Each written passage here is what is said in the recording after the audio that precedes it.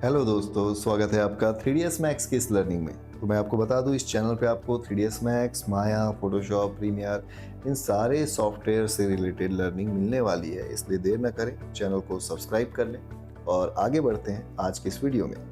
तो देखिए, 3ds max पे एक क्वाड मेन्यू होता है। अब एक क्वाड मेन्यू होता क्या है, कैसे काम करता है, इसी चीज़ को आज हम समझेंगे। तो सबसे पहले चलिए मैं आपके लिए एक टी पॉट बना देता हूँ। अगेन मैंने कहा आपके लिए, तो लीजिए आपके लिए एक टी पॉट मैंने तैयार कर लिया है। अब राइट क्लिक करते हैं तो आप देखें दो मेन्यू आपको दिखाई दे रहा है, 1 और 2। ये इस तरीके से दो पार्ट में डिवाइडेड है मेन्यू। पर अगर मैं इस ऑब्जेक्ट को कन्वर्ट टू एडिटेबल पॉली कर दूं, अब राइट क्लिक करता हूं तो आप देखें आपका मेन्यू 1 2 3 4 चार पार्ट में डिवाइड हो गया। इसे ही हम कहते हैं क्वाड मेन्यू। तो चलिए, आपने ये तो जान लिया कि क्वाड मेन्यू आता कैसे है।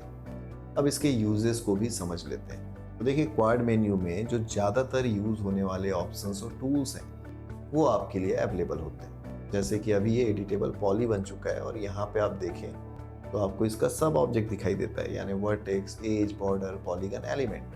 अब ध्यान से ऑब्जर्व करें, यहाँ पे भी आपको क्वाड मेन्यू पे element, polygon, border, edge, vertex और टॉप लेवल का ऑप्शन मिलता है। चलिए अभी मैं वर्टेक्स पे क्लिक करता हूँ। हम चले गए वर्टेक्स मोड पे।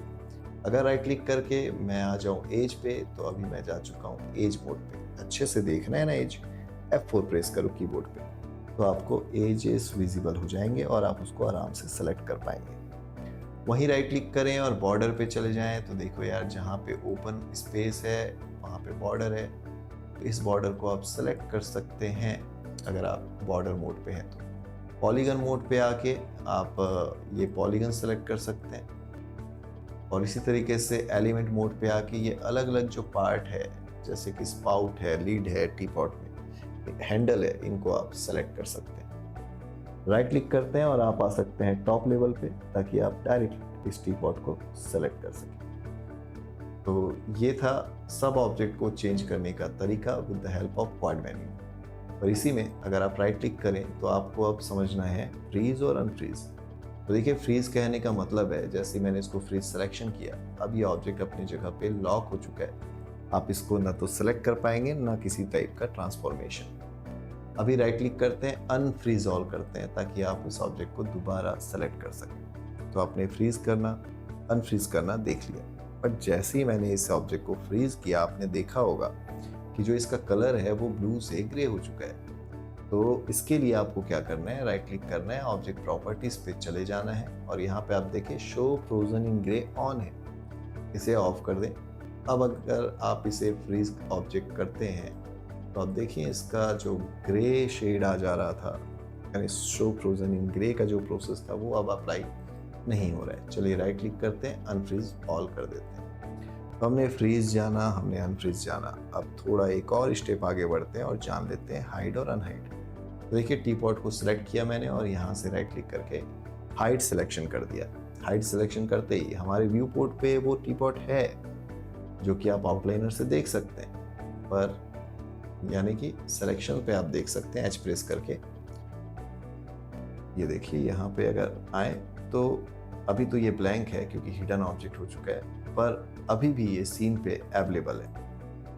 अब कैसे पता चला मैंने, यहाँ पे मैंने इस बटन को ऑन कर दिया जिसका नाम है डिस्प्ले हिडन ऑब्जेक्ट, और यहाँ पे आपको टी पॉट दिखाई दे रहा है। ओके, तो अगर मैं इसको सेलेक्ट करूँ, ओके करूँ, तो आप देखें कुछ तो सिलेक्टेड है कि नहीं। राइट क्लिक करते हैं और अनहाइड ऑल कर देते हैं तो आप देखें आपका ऑब्जेक्ट वापस आ चुका है। तो ये था हाइड और अनहाइड का प्रोसेस। इसके अलावा हमें ज़रूरत पड़ती है सी थ्रू की। सी थ्रू कहने का मतलब है, अगर इस ऑब्जेक्ट के पीछे भी एक ऑब्जेक्ट हम बना दें, जैसे कि मैंने एक सिलेंडर बना दिया। अब ये सिलेंडर इस टी पॉट के थ्रू नहीं दिखाई दे रहा है। अगर आप Alt+X प्रेस कर दें तो हमारा ऑब्जेक्ट सी थ्रू में जा चुका है और आप इसके पीछे रखे हुए सिलेंडर को देख पाएंगे। वही अगर आप राइट क्लिक करें, ऑब्जेक्ट प्रॉपर्टीज पे जाएं, तो यहाँ पे भी सी थ्रू के ऑप्शन है, जिसको आप चेक अनचेक कर सकते हैं। जैसे अभी मैं अनचेक कर देता हूँ। ओके, तो यार ये बहुत ही इम्पॉर्टेंट मेन्यू है, क्वाड मेन्यू। आपको इसको यूज में लेकर के आना है। इसके लिए ही मैं आपसे कहना चाहता हूँ कि आप इस पूरे मेन्यूज़ को अच्छे से देखें, समझें, याद करें, क्योंकि मैं आपसे तो मिलूँगा ना अगले वीडियो में, तो वहाँ भी पहुँच जाएँ। और सिंपल है, हम आगे और भी चीज़ों को सीखेंगे, समझेंगे, जानेंगे। तो आज के लिए इस वीडियो पे बस इतना ही। मैं आपसे मिलता हूँ अगले वीडियो में, तब तक के लिए लेते रहे VFX वाला ज्ञान। धन्यवाद।